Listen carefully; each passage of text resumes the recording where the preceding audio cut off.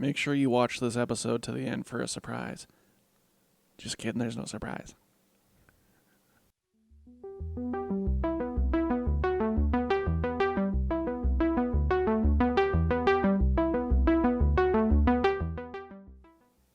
What's up, everybody? Welcome to another episode of Movie Epidemic. We're covering Fantasia fast still. It just never ends. Literally never ends. I've seen like 25 movies, and it doesn't seem like there's ever gonna be an end to it. But first up, we've got a little movie called The Columnist. The Columnist, indeed. Now, this is a movie from the Netherlands. This is a movie from the Netherlands, directed by Ivo van Aert. It's an interesting movie that's, I guess, kind of a horror movie, but more so like a satire on social media and the world of online harassment. Essentially, in this movie, this woman, Femke Boot, who is a columnist and writer, author, is flooded with nasty messages all day telling her to kill herself, calling her a fake feminist, liberal, bitch, other slurs and C words, and other things of that nature, and she has had enough of it. At the beginning of this film, she goes on to what I guess is the Netherlands version of Bill Maher, although I don't think this is a real person because his name is Stephen Death. His name is Stephen Death. He's like a scumbag that antagonizes his guests, and all that really does is make her get more hateful Twitter messages. And instead of taking the age-old strategy of just blocking people, she takes things into her own hands as she recognizes one of her trolls as her next-door neighbor. And if you've ever seen one of your trolls out in the open, out in real life, I do understand that urge to want to just smash their head in with a big rock, just smash, smash, smash, smash, smash, smash, smash, smash, smash, smash, smash, smash. But I haven't personally never tried it. But I do see the appeal of it. And in this movie, Femke takes a more direct approach to her online harassers and eventually gets up the nerves to kill her neighbor by tossing him off the roof. And that's a lot of fun because this is a movie that kind of deals with the range of morality. All of these characters have kind of a gray area and get to different places at the end of this movie. And that's what I really like about this movie. It's a very well-structured movie with good character arcs. So eventually, she starts dating Stephen Death, a guy that, at the beginning of this movie, is a complete scumbag, kind of wins you over by the end of the movie, as he actually is just playing a character. But he's a nice guy at the end of the day. There's also her daughter, Anna, she's also going to be a writer. She works at the school newspaper, is having a little trouble with the principal and her writing with free speech. But her mother is there to help her, and along the way, she makes Anna a very good writer. But enough about that, because you want to talk about the kills. There's a lot of kills in this movie. Eventually, she just starts finding people off the internet and basically Googling their name, finding them on Facebook, finding out where they live, and starts murdering people. There's a couple really cool ones. She strangles a guy, and her signature thing is she always takes the finger of the person so that they can't send their little tweets anymore. They can't send their little tiny tweets anymore. Another special aspect of this film is one of the people she kills is in a bathtub, and that's right. We got our second witch finger of the festival. That's right. We got the witch finger count going, and that's the second one. And it's a long one, that's for sure. Anna begins to grow suspicious of the people that are missing and thinks that Stephen Death has something to do with it, as she's finding like weapons of death around the apartment, when it really is her mother that's going out there and hunting people like they're in The Hunt, or Most Dangerous Game, hunting people. She's out there hunting people and taking their fingers. Eventually, Anna accuses Stephen of it, and he's like, I didn't do this. I don't know what you're talking about. And then they find the set of fingers and realize that it was the mother the entire time. So they go to where they think is the next victim at. And Femke is busted in there with just a gun, just shooting people in broad daylight. At this point, it's like she really has lost it. and is just killing people in broad daylight. And that brings us to the very good climax. I don't want to spoil too much about this movie because it is extremely worth a watch. It's one of the best things I've seen at this festival. And she's like, Stephen busts in and he's like, "What are you doing? Why are you killing all those people?" And she's like, "'Cause they deserve it. They were mean to me. They should have just been nice." And he's like, "No one deserves this." And this whole time, the killing has become her like muse for writing her new book. So she's written her new novel, and if you see the cover of this film, she's in a white suit covered in blood, ends up going to her book release party, and everybody loves it. They think it's part of the bit. They think it's a good time. And this is just it has ambiguous and interesting ending because you don't know where the fuck this is going afterwards, but the ride there was so much fun. I do think this is a very strong movie with very strong characters, and this one's going to get a 4-star for me, that's for sure. All right, heading out of the Netherlands, we're shooting on over to South Africa, and we've got Fried Berry. This one is a crazy neon explosion of insanity. It's always a gamble, in my opinion, when you turn your famous short film. This is a short film, Fried Berry, that won many prizes. When you turn your short film into a feature film, and a 100-minute feature film at that, it is a risky thing because can you stretch that idea to 100 minutes? And in Fried Berry's case, you cannot. It seems that you cannot stretch that concept into 100 minutes. So this is a movie. We've got our protagonist, Barry, who is a heroin user, a shitty father, a shitty husband, just an all-around scumbag of a person, and he almost immediately gets abducted by aliens, and the visual effects are really what's impressive in this movie. Nothing else about it is that impressive as a movie, but the visual effects are pretty cool. And him getting abducted, getting probed in his anus and penis and mouth, just really getting probed by those aliens everywhere possible, just really getting probed. And at this point, an alien takes over his body, and Jen just started. It's kind of like, I don't know how to explain it. I guess kind of like Fear and Loathing in Las Vegas, but instead of drugs, it's an alien that's taking over your body and is just kind of wandering itself through Cape Town and seeing the disparities of the life there. One thing that was really weird about this movie is when it started, it had it's like a 18 film, which I guess is some sort of rating, maybe in South Africa, and like the governor general came on and he's like, "This is a PSA. This movie has a lot of violence and things of that nature, so absolutely do not show this to someone under 18. And I didn't know if that was a bit or a real PSA from South Africa, because it was very strange. That is for sure. It's very strange. One thing that is confusing about this movie is the audio is mixed so badly. You can't hear a goddamn thing they're saying. I had to turn it up so loud, but the music was just so much more entrenching of I don't know if it was just a bad copy that they had at this Fantasia Fest or what, but boy, you could not hear the dialogue at all.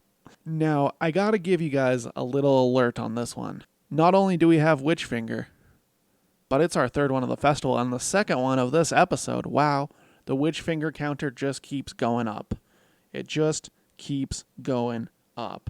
How could that be? Because it's a film festival, I suppose. Now, this is some true grindhouse exploitation filmmaking. There is really not much of a story to be had. Essentially, the alien wanders around and just starts doing deprived shit. There's so much fucking in this movie.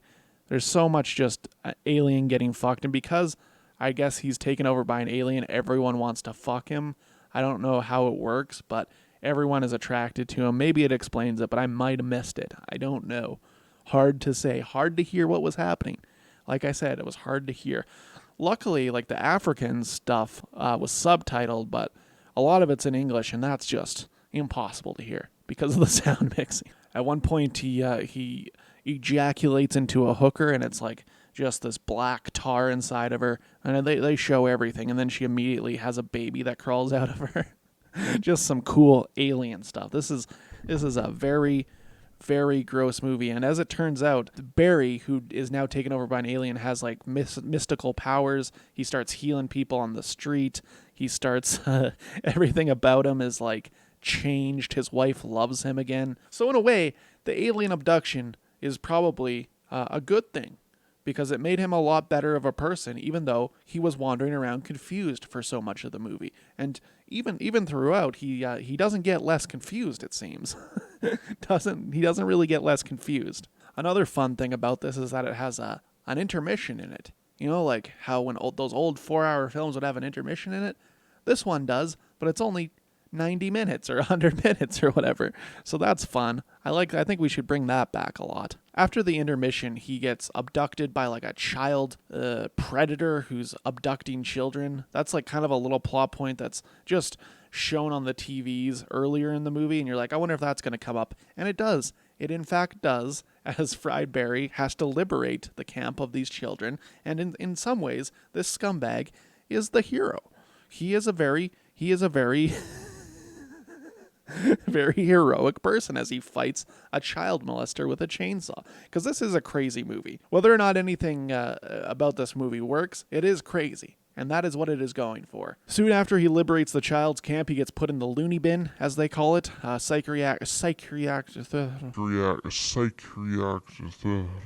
loony bin, as they call it. And almost immediately escapes with an AR-15. Where he got it, it's unclear, but he immediately escapes. That's the problem with this movie, is it feels like they're just putting in scenes just to make it the length of a movie, because it really doesn't have much to say by the end of it. Soon he turns into a dying husk, because I guess the alien can't live in the body for that long.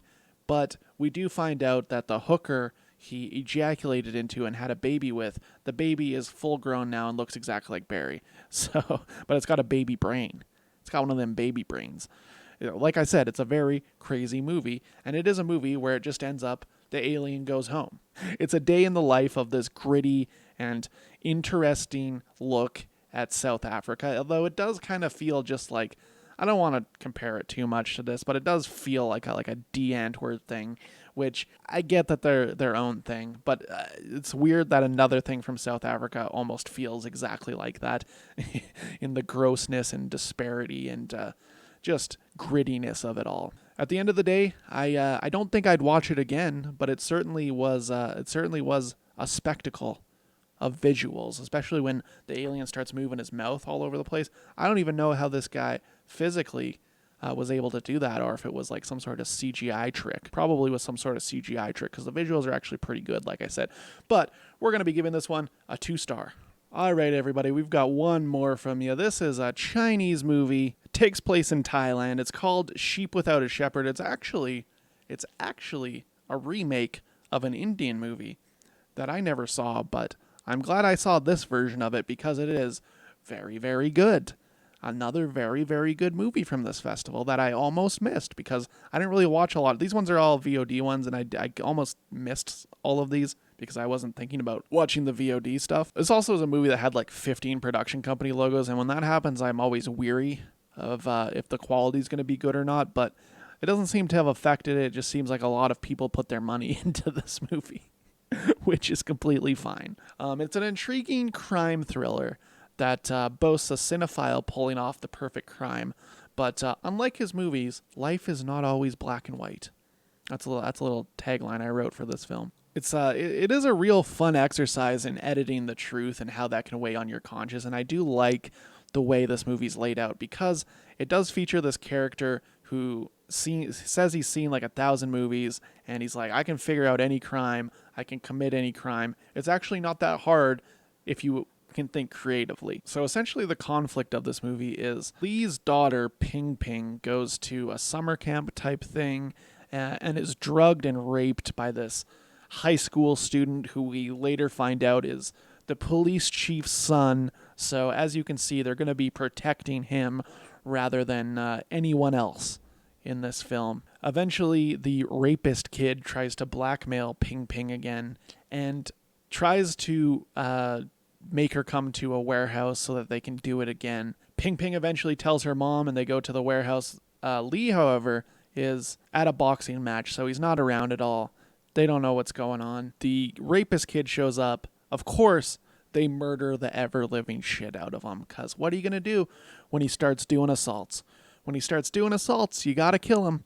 You got to kill him. So the wife and the daughter decide that they need to do something with the body. They try and hide it. Eventually, Lee gets home and they explain what happens, and he's like, All right, we know what to do. I've seen a lot of movies. I can hide this. he ends up hiding the body. He takes it to, I believe, the graveyard and puts the body inside of a coffin, because that's like one of the best places you can hide a body is with other dead bodies. Now the police chief realizes that her son is missing and really needs to figure out where he is. The father is putting together this very specific type of explanation to what they were doing. Like, he's creating an alibi for them.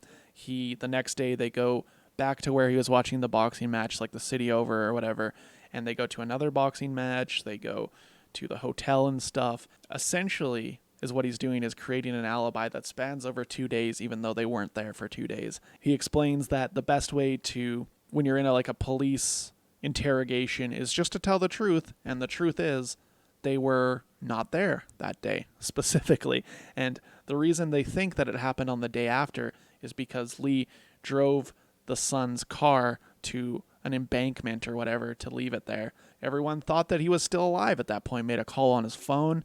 This is the old feigning the truth. Eventually the family does get picked up right away, and they do try and coerce a confession out of them. But everyone's story is so good because Lee's been training them in the way that you got to get out of this murder. One thing I didn't like about the actual construction of this movie is that they often would use like a slow-mo digital, and I hate when they use like a digital slow-mo on any sort of filmmaking because it just looks bad. Like, it's just at times when it doesn't even need slow-mo, like a cop car rolling up and it's in digital slow-mo for some reason. It just looks terrible. I don't know. That's the only thing I didn't really like about this movie. The police chief can't really figure out how he did this, and then eventually they look into all the movies he's seen because he's known around town as a cinephile, and they find a movie called Montage, a Korean film, and they realize that he pretty much took everything from that movie and was just editing the truth in his own way.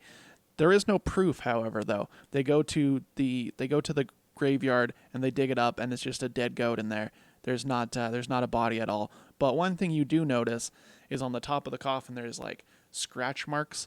So I guess it becomes clear that the rapist kid wasn't actually dead when he threw him in the coffin, but he died by just being trapped in a coffin for like a week or whatever. And that is what weighs on Lee, because it wasn't, when he was protecting his wife, that was fine.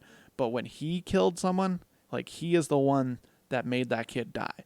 If he didn't put him in a coffin, he would have been alive. And this, I think, is maybe where it goes off the rails for some people, as Lee admits to the murder. I think maybe you want to see him get away with it. He can't get away with it if you're actually like making a movie about this. It's like, it doesn't make sense for him to get away with it, because then he's going to live his whole life with that. But I just think it's like a really strong movie when it comes to like executing a crime and how you can trick cops. You can trick them. You can just trick cops pretty easily. And the way it's kind of edited together is very good, because it is a movie about editing the truth. It is edited in a very interesting way that you figure things out before the cops, but not much faster. You don't figure out things much faster because they do throw some curveballs at you. And the way it's filmed is very visually interesting. Like the way they shoot things, like just, for example, just like the cop standing over the little girl when she's interrogating her, just the way they shoot it, making from the perspective of the girl, just the cop being so big, just like little things like that. That's such good filmmaking in this movie. I really, really like this one. I'm glad I caught this one. This one's definitely a 4 stars for me. All right, everybody, thanks for watching. If you got any comments, if you've seen any of these, if you want to see in these, let me know. If I was right, if I was wrong, let me know. I'll read them on the next episode. I don't have any comments right now, but we'll get to some more next week. You can also follow us on Twitter, Instagram, and Facebook at Movie Epidemic for all the updates, and don't forget to subscribe. We're trying to get to 100 subscribers, so let's work on that. Thanks for watching, everybody. Bye. Why don't you play us something, baby? Why don't you play us something, baby? Start? I don't feel so good.